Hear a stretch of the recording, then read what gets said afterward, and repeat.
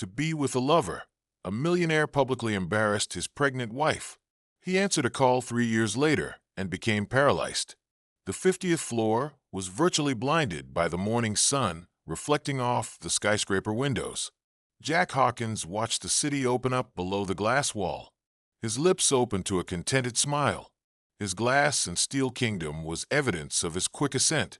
"Your next meeting starts in 5 minutes," his assistant said over the intercom. "I appreciate it, Sarah." Jack answered, "I'll be there in a moment," straightening his silk tie as he walked towards the conference room. Memory floods tore across his brain.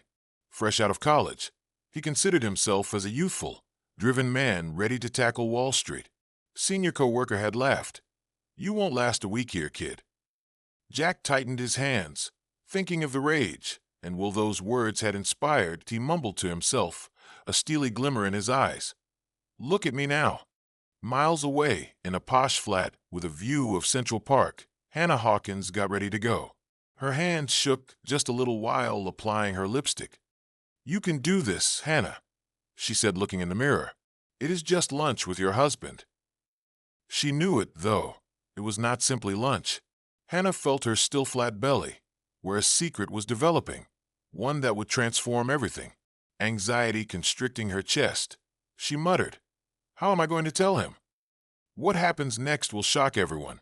But before we start, let's do something fun. Comment your location below. Let's see who's watching from the farthest place." "All right, let's begin." Jack closed still another multi-million-dollar agreement back at the office. One of the executives said, shaking his hand, "Congratulations, Jack. You have just put still another gem on your crown."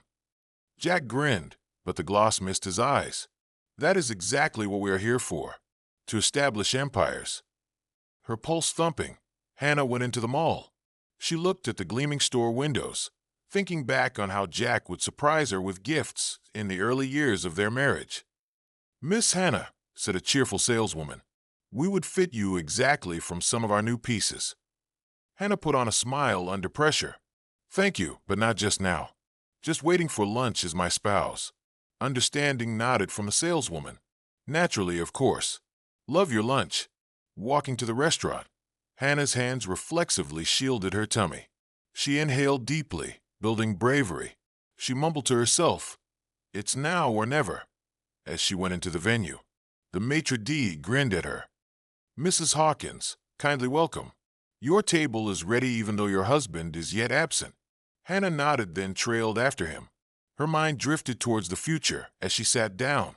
She pictured a baby in her arms, Jack's pleased grin, a contented family. But a continual voice in her thoughts murmured uncertainty.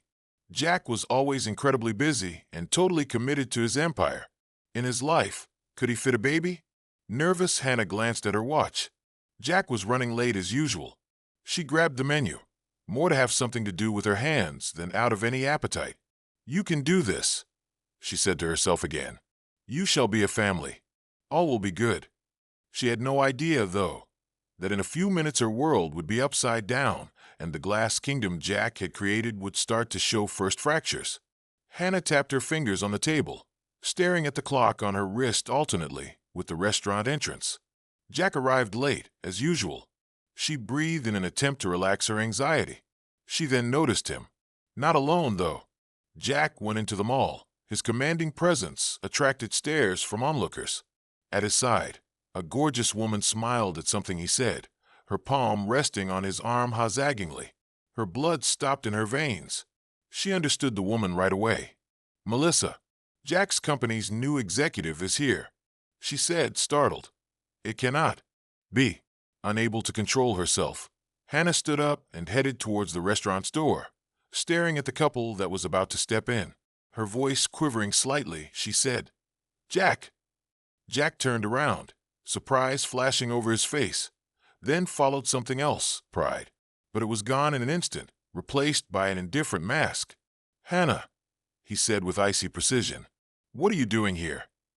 Melissa looked between them, a nasty grin flickering on her lips.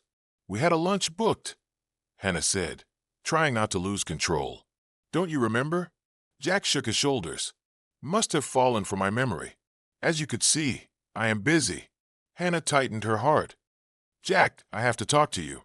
It is quite crucial." Jack stopped her off, his voice as frigid as ice. "Now's not a good time." Melissa laughed sharply and angrily nasty. "Oh dear, not sure you grasp? Jack has more pressing obligations than he does lunch with a trophy wife."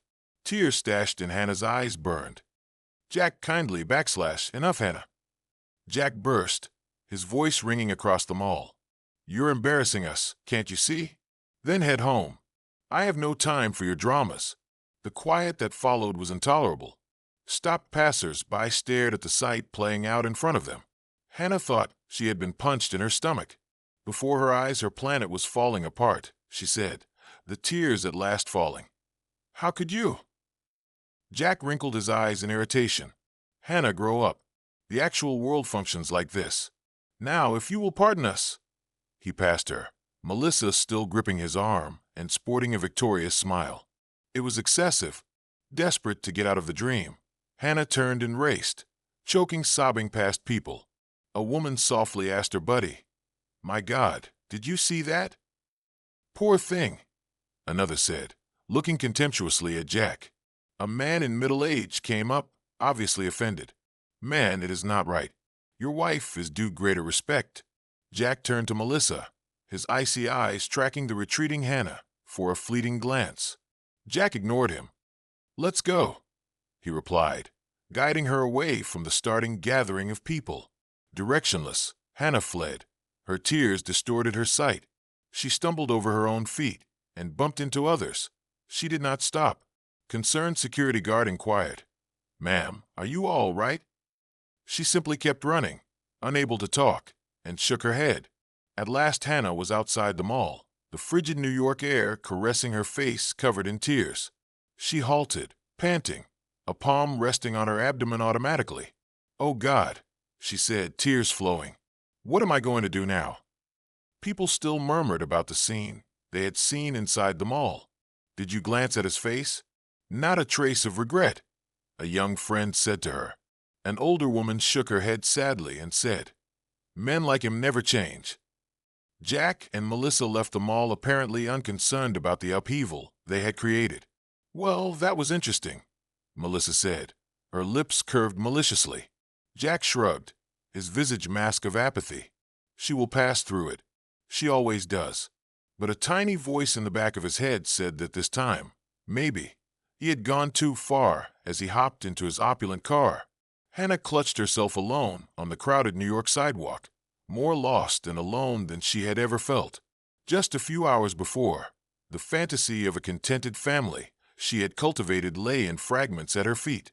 Not sure where she was heading, but sure she could not turn back. She turned and started to walk, one last glance at the mall.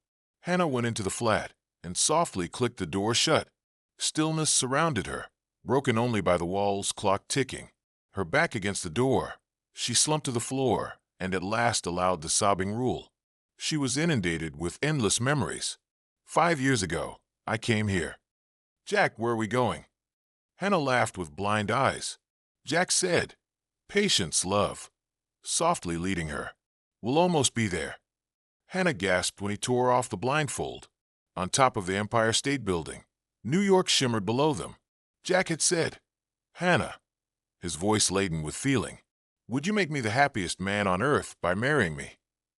That memory's discrepancy with the present reality hurts too much. Hannah stood slowly, staggered towards the bedroom.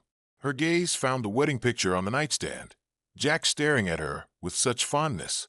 Where had that man vanished to? She unlocked the wardrobe, shaking hands, and pulled out her luggage. Every item of clothes she put inside felt as though her heart were being ripped apart. Silent tears flowing down her face, she mumbled to herself, "I can't stay here anymore." Stopping in front of the desk, she grabbed a pen and paper. The words came out, a mixture of anguish, disillusionment, and a slough of hope for the unknown future.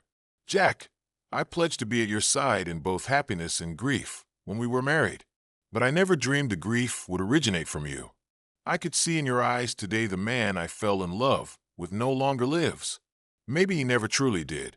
I cannot carry on lying. Along with my broken hopes, I am departing carrying a fresh life. Jack, sure. Pregnant as me.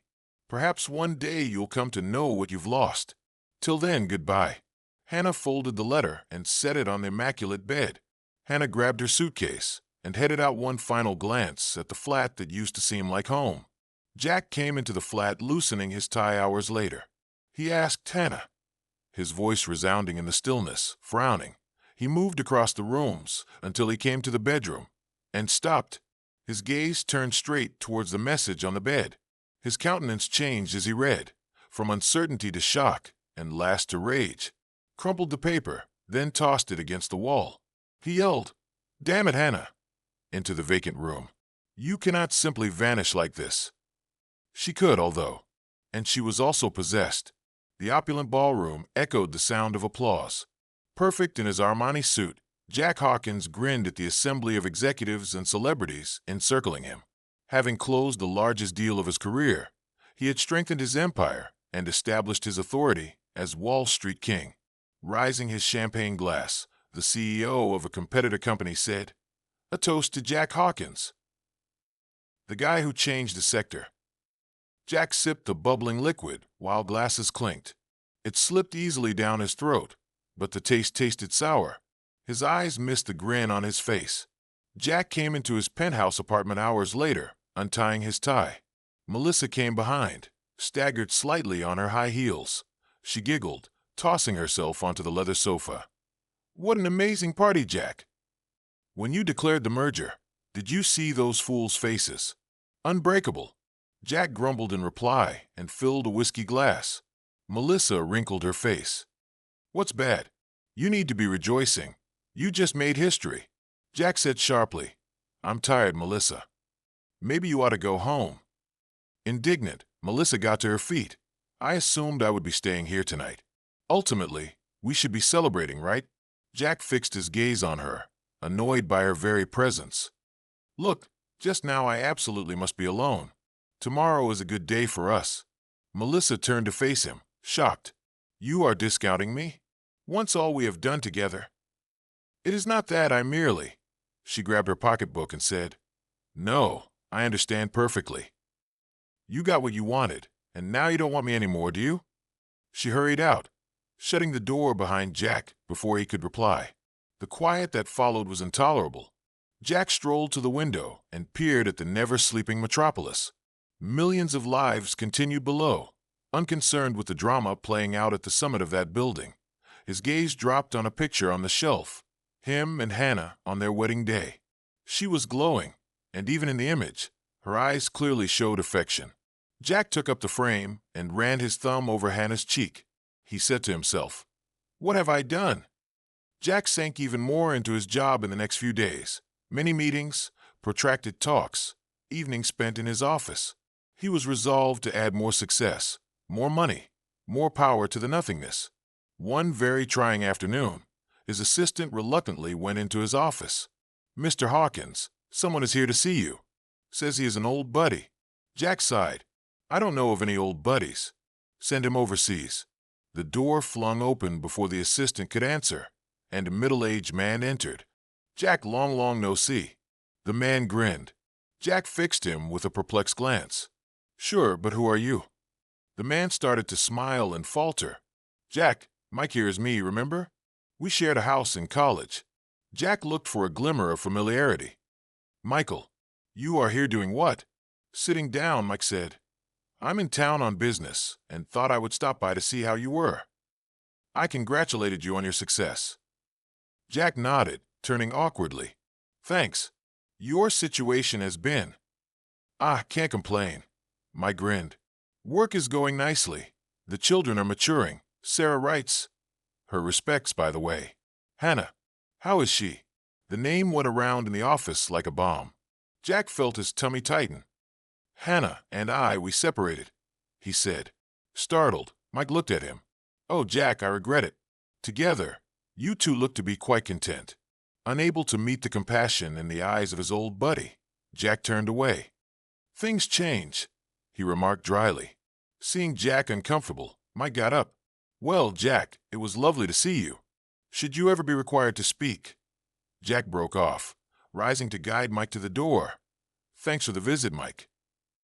Jack was by himself once more in his large office when Mike left, covering medals and accolades. The walls seemed to ridicule him. Jack opened a bottle of costly whiskey that night back in the penthouse. He dropped onto the sofa with one hand holding a glass and the remote in the other.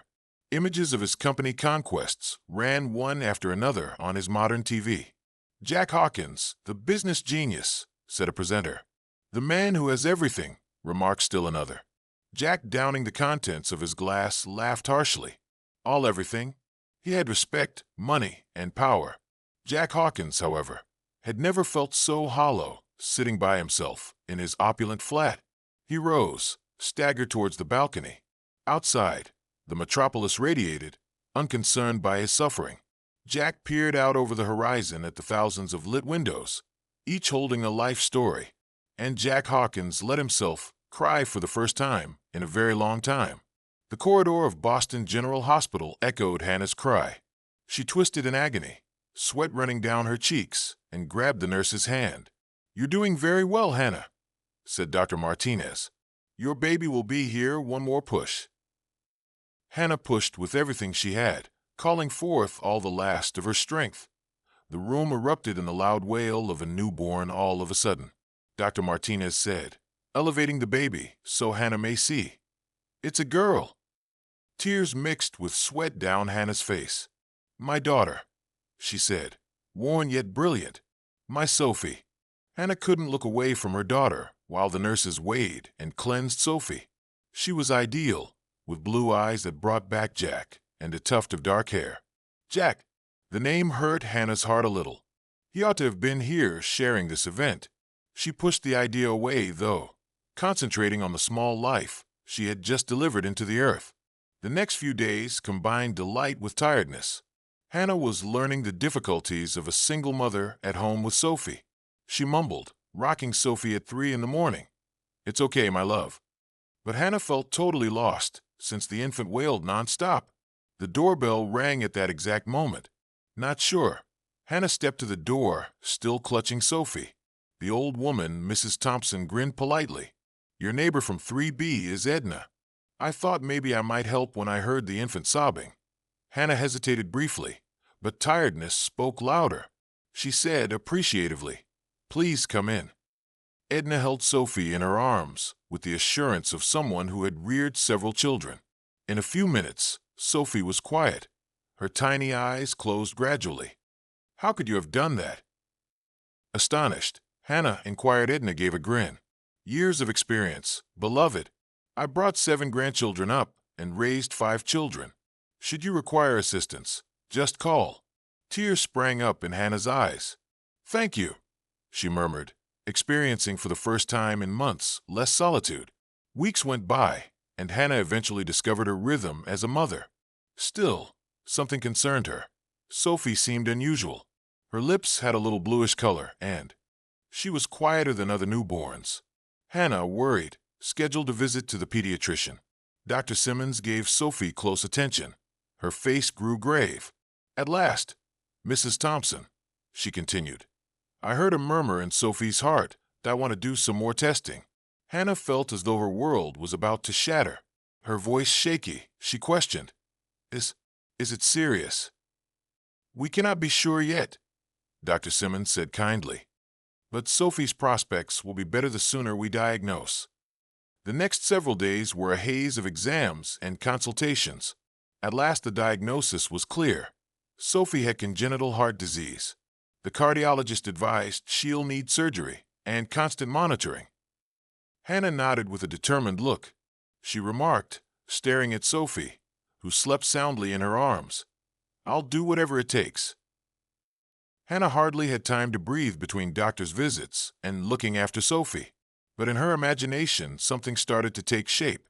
Hannah started to plot while seated at the kitchen table, Sophie asleep in the cot next to her. She thought back on her career as a teacher and the kids she had encountered without access to first-rate instruction. She asked herself, "What if?" Furiously writing in a notebook. Hannah phoned Edna early the following morning. "Edna, would you kindly spend a few hours watching Sophie? One thing I have to do." Hannah headed to the town hall knowing Sophie was in Edna's dependable care. She came home hungry yet hopeful a few hours later. "How did it go, beloved?" Turning Sophie back to Edna, she asked. Grinning, Hannah kissed her daughter's forehead. "I started towards realizing a dream," she answered. "I'm starting an underprivileged children's school." Edna glanced at her, startled and appreciative. "That's really fantastic, Hannah. But are you sure you can manage this in Sophie?" Looking at her kid, Hannah felt a will she hadn't had in a long time. "I have to give Edna some tries. For Sophie as well as for every youngster who deserves an opportunity." Hannah split her time in the next months between organizing her school and looking after Sophie. There were nights of insomnia, non-stop meetings, and doubts. She resisted, though, not giving up. But Hannah felt she was on the right road with every grin Sophie made, and with every little triumph. Hannah felt a flood of emotions sweep over her one day as Sophie curled in her arms in front of the building that would shortly become her school. "Look, Sophie," she said in whispers. "This is our new beginning, our chance to change things." Sophie delightedly gurgled as though she knew. Hannah gave her a close hug, love and optimism for the future filling her heart. She understood at that instant she had discovered her calling. Everything had led her here.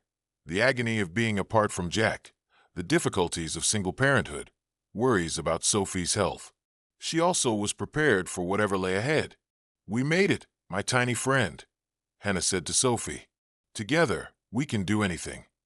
Except for the gentle hum of the air conditioner and the sporadic clink of ice in his whiskey glass, Jack Hawkins' office was still. 3 years had gone since Hannah had left, carrying not only their hopes for a life together, but also a secret Jack had to learn. The phone broke the quiet by ringing.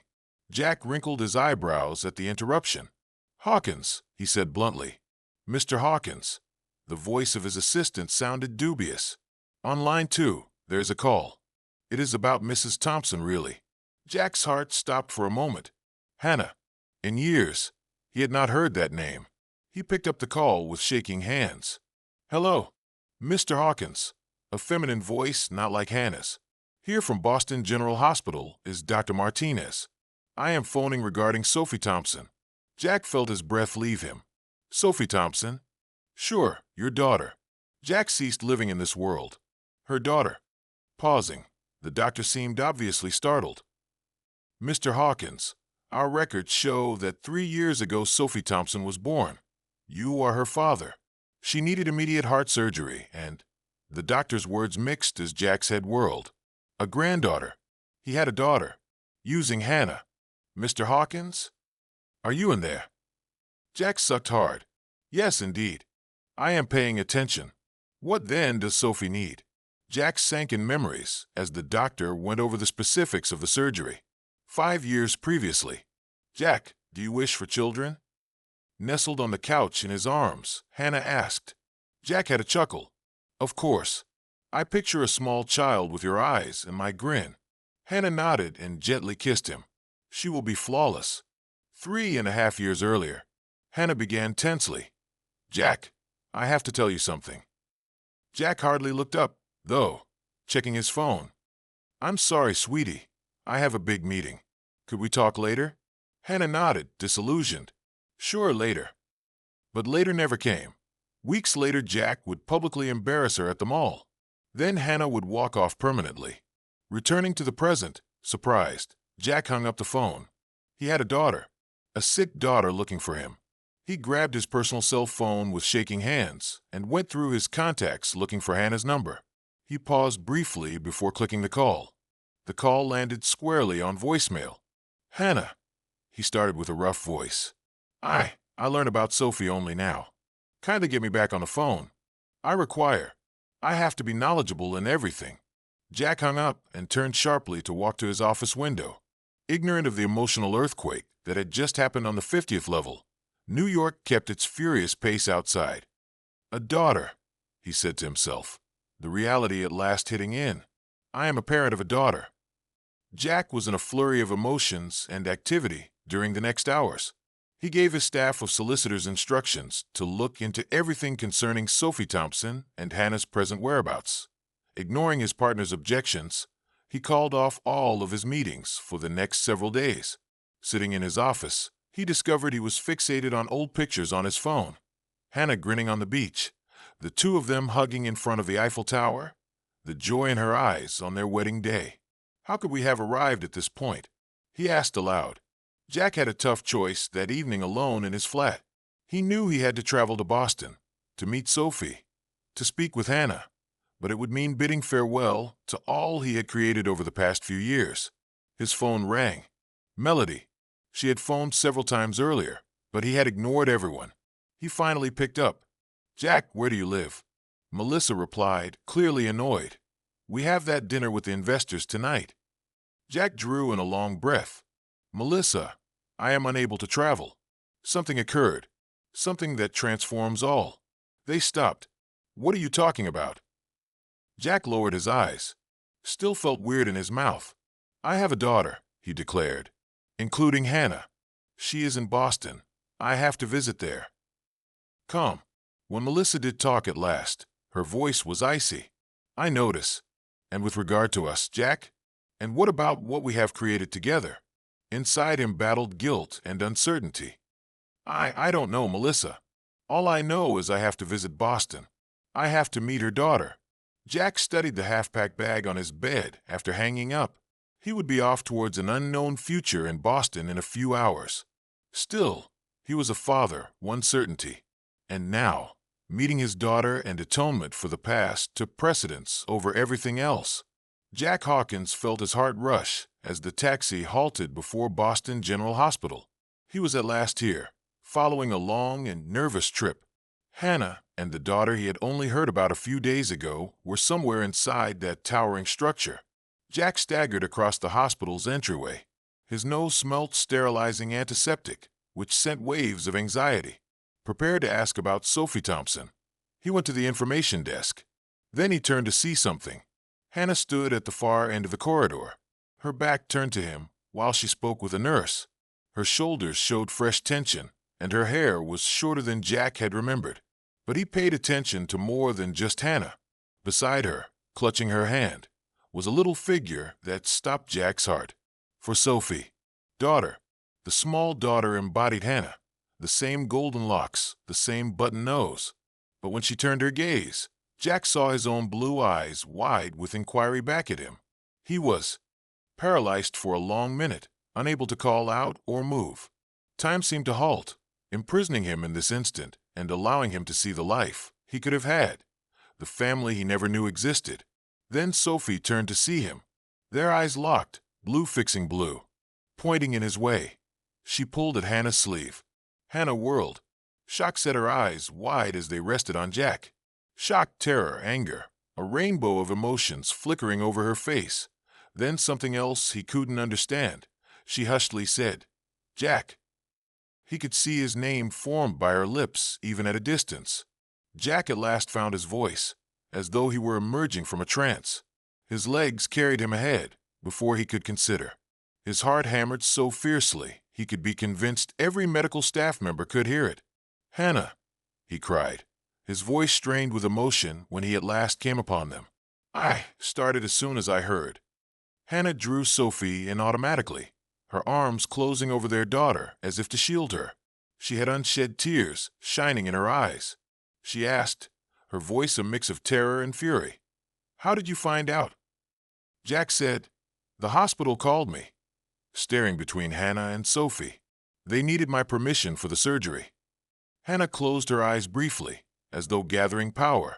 She opened them once more, and a great will flared inside them. Let's talk in private, she murmured, staring significantly at Sophie. Jack moved to nod, while Sophie stayed with the nurse. Her inquisitive eyes tracked the adults as they left. He trailed Hannah to an empty waiting area. Closing behind them was the door. Hannah turned to Jack, her feelings overflowing, the instant they were alone. Years of hatred and hurt woven in her voice. She sniped, How dare you show up like this? After all that happened, you think you can just walk back into our lives? Jack interjected, his own voice shaking.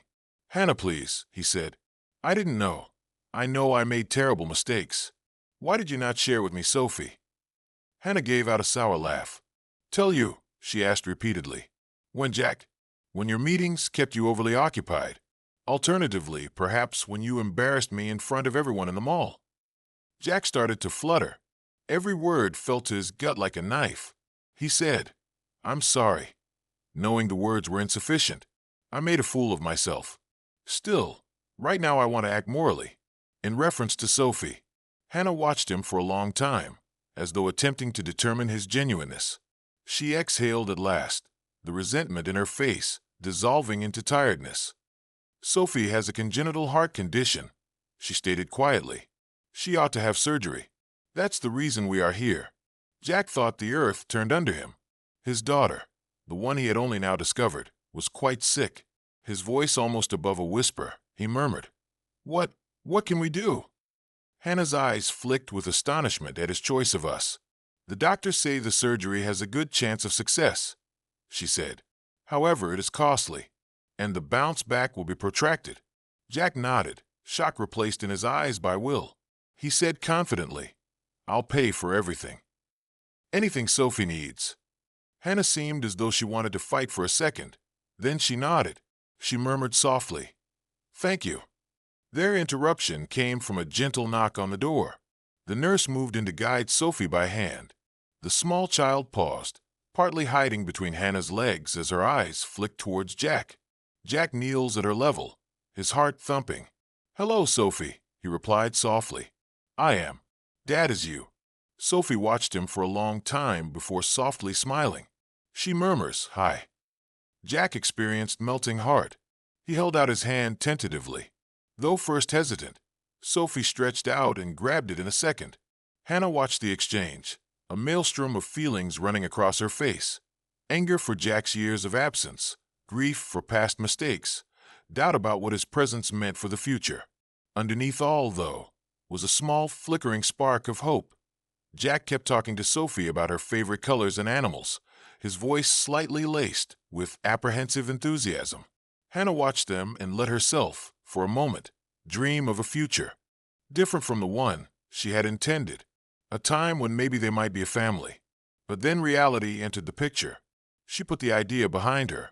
Too much had to be addressed, too much to talk about. She will for now concentrate mostly on Sophie's health, since it is most important. Rest of us would have to wait. Jack started to show up at the hospital nonstop in the next few days, trying to make up for lost time.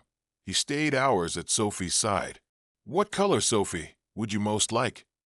One afternoon Jack requested while turning over a coloring book. She said, Purple, with great enthusiasm, her blue eyes gleaming. Jack grinned and reached for her a purple pencil. She colored, and he marveled at her petite face contorted in focus. Hannah watched them from the doorway, heart divided. Observing Jack's struggle hurt as much as it calmed me. Hannah spoke gently when Sophie at last turned off to sleep. We should talk. Tension pulsed between them in the poorly illuminated hospital corridor. Why now, Jack? Hannah questioned, her voice rich with feeling. Why choose to be a father now? Jack mumbled and ran a hand over his face. I admit I made terrible mistakes, he said. But everything changed when I learned of Sophie. I wished to do the right thing. Hannah nodded cautiously, slow. Jack visited Hannah at the school she started a few days later. Laughing filled the vivid, brilliant passageways they were walking through. Jack experienced an odd mix of shame and pride. This is amazing, Hannah, he remarked really. You have created something absolutely beautiful here. Hannah grinned, really for the first time in years. Jack hardly had time to relish the moment before his phone's loud ring interrupted the quiet. Melanie. Her name blazed over the screen like a warning. Hannah's attitude worsened. She asked, a shadow across her face, Aren't you going to answer? Jack faltered. Then he muted the call and dropped the phone into his pocket without saying anything. Right now, he said, it's not important. The past would not remain silent for too long, though. Jack was playing with Sophie in her hospital room the next afternoon when a familiar voice ripped across the air like a dagger. Jack here. He froze. Melissa stood in the doorway, staring between him, Sophie, and Hannah, who had just walked into the room. So this is where you have been. Melissa remarked coldly. Jack stood suddenly, his face white. Melissa, what are you doing here? Melissa's eyes furrowed as she surveyed the sight before her. She said, I came to see for myself. The room felt suffocating at once. The delicate tranquility Jack had started to create now fraying at its margins. Melissa spoke in a chilly voice. I see you found your family. The word family sounded more like a charge than as an observation. Jack felt his past decisions weighing down on him. Beside him, Hannah drew Sophie into her protective arms automatically. Her voice was tight. I think you two need to talk, she continued. Come on, Sophie, let us get some ice cream. Knowing tough decisions lay ahead, Jack turned to face Melissa as Hannah exited with Sophie. The past and present had intersected, and soon he would have to decide his course forward. Weeks went by, and Hannah started to see Jack changing subtly. He was more attentive, not only to Sophie but also to the hospital workers and the school children. Something changed inside her one afternoon as she watched Jack reading a bedtime tale to Sophie. She rapidly tried to stifle the little spark of hope flickering in her chest. Has he really changed? She questioned. The harsh beeping of the monitors suddenly broke off her thoughts. Sophie. Her small body convulsed, and the machine screeched in panic. Sophie! Rushing to the bed, Hannah sobbed. Jack was already there, clutching the hand of his daughter when medics and physicians swamped into the room. What's going on? Jack demanded, panic constricting his voice. She is having a severe arrhythmia, a doctor said hurriedly. We must now help her to stabilize. Jack and Hannah's lives' longest hours were those that followed, fear linking them in a manner they hadn't experienced in years. They sat together in the waiting room. Jack extended his hand to Hannah and lightly squeezed it, whispering as much to reassure himself as to console her. She'll be okay, he said. Hannah gazed at their entwined hands, a tempest of feelings raging inside her. She stayed away for the first time in a long time. At last, after what seemed like an age, the doctor came out looking worn out but relief in his eyes. We have stabilized her, he stated. For now Sophie is out of danger. Relief came down upon them like a tsunami. Hannah flung herself into Jack's arms without thinking, gripping him as though he were her lighthouse amid a tempest. They stayed like that for a minute, linked in their love and anxiety for their daughter. Reality then collapsed back in front of us. Hannah drew away, a fresh sensitivity in her eyes. Jack, you. The sharp sound of heels clicking on the hospital floor broke through before she could finish. Melanie. Her tone was sharp. Jack, we need to talk. Hannah's defenses sprang back right away. Go, she murmured with icy detachment. Now Sophie is steady. Jack hesitated, looking between the two women, then grudgingly trailed Melissa to a secluded nook. Hannah observed from a distance as Jack's face turned ever more dark. She missed their chat, but whatever Melissa was saying was piecemeal and bringing him down. Jack's face was pallid, and his shoulders slumped with the weight of whatever had just happened when he returned at last. Hannah, you really should know, he said. But Melissa severed his connection. Jack, let me tell her, she replied sharply. After all, I have spent a lot of time there. The maelstrom of disclosures that followed, secrets and lies from Jack's past Hannah could never have predicted. Every word cut through the brittle trust they were just starting to restore. Hannah thought her world collapsed once more. She turned without saying, headed toward Sophie's room, and closed the door behind her. Jack stayed in the hall, caught between facing the horrors of his past and chasing Hannah. His decisions had never seemed to weigh more than this. Jack stared at his own eyes, scolding him in the hospital restroom mirror. He had spent years running, avoiding responsibility, making bad decisions. No longer, though. He understood just what he had to do. Breathing slowly, he left the toilet and discovered Melissa waiting for him in the corridor. It's over, he declared with much conviction. I'm going to act morally, no matter the expense. Melissa's lips opened in contempt. You're throwing everything away for them? Jack gave his head a shake. No, Melissa, he answered with an unflinching voice. For me. For the person I intend to be. Jack arrived in the conference room of the hospital, where his company's board was waiting by video conference. Gentlemen, he said, his voice firm, I am leaving the company. I am also giving my shares to help with Sophie's therapy and Hannah's school." Jack didn't wait to hear the horrified voices overlapping and demonstrations filling the air as anarchy broke out on the screen. He basically cut off the call. Stepping forward, he discovered Hannah standing close by, eyes wide with incredulity. She said, "I heard everything," gently. "Jack, why?" He looked where she pointed, saw Sophie seated in bed fiddling with a plush animal. "Because certain things are more important than money or power," he said. Hannah sensed the last obstacles around her heart fall away. She whispered, "Thank you." Months later, Sophie's tiny feet hardly touching the ground as she sped across the grass caused laughter to abound in the schoolyard. She laughed fully recovered, Jack running after her, both of them panting with delight. Hannah stood back observing, a friendly grin on her lips. Jack came up, a little out of breath, and gently hugged her. "We're a family now," he said. Hannah raised her head, and for the first time in years her eyes were calm. "Yes," she said in a whisper. "We are." Walking home together as the sun sank below the horizon, the three of them left behind the shadows of the past and entered a future full of love, pardon, and second chances. Jack's heart bursting with thanks, he looked at Hannah and Sophie. Although his errors had cost him a lot of money, what he had earned in return was absolutely invaluable. At last he grasped the actual meaning of happiness and achievement. And then there is Jack, Hannah, and Sophie's poignant trip through second chances, love, and atonement. Recall, as Jack found, sometimes the true value is what we are ready to give up for love, not what we get. Did this story touch your heart? Share your thoughts in the comments. On a scale of 0 to 10, how powerful was this tale? Smash that subscribe button and turn on the bell icon so you never miss a story that stirs your soul. For more heart-racing, emotional tales, tap the end screen now.